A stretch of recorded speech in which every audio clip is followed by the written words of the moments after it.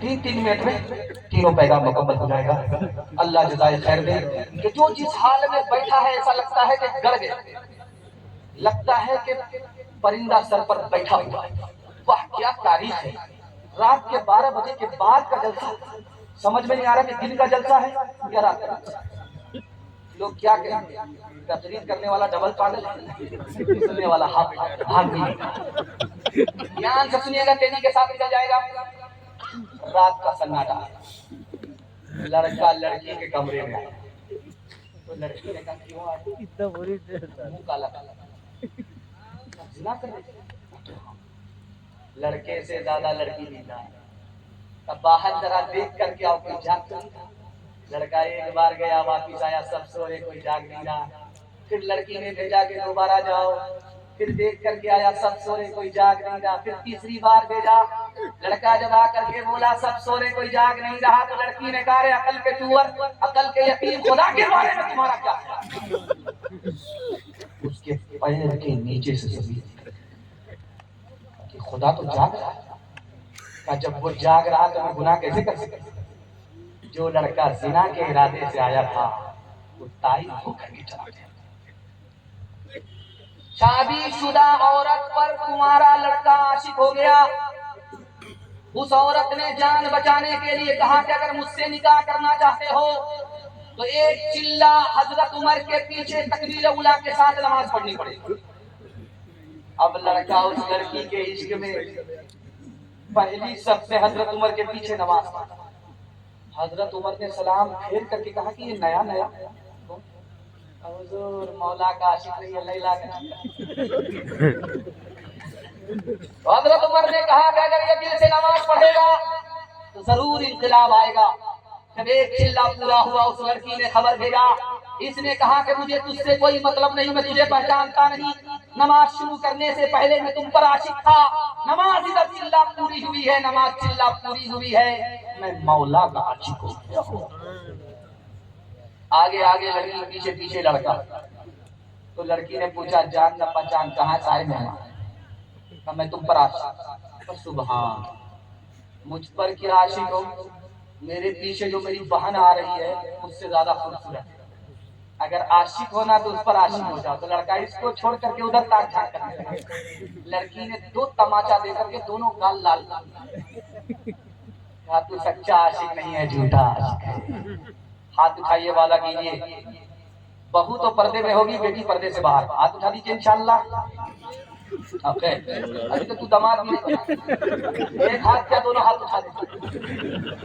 کھلی پھرتی ہے جو آزاد وہ خطرے میں رہتی ہے، حفاظت سے ہماری مرغیاں ڈربے میں رہتی ہے۔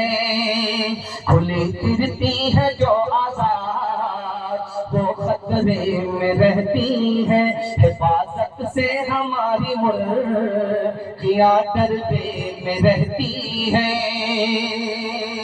بزرگوں کا بھرم رکھنے، بزرگوں کا بھرم شریف حفاظت سے ہماری مرغیاں ڈربے میں رہتی ہیں۔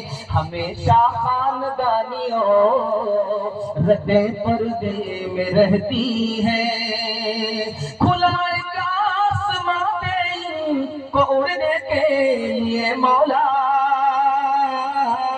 تمناؤں کی چڑیا خواب کے پنجرے میں رہتی ہے، تمناؤں کی چڑیا خواب کے پنجرے میں رہتی ہے۔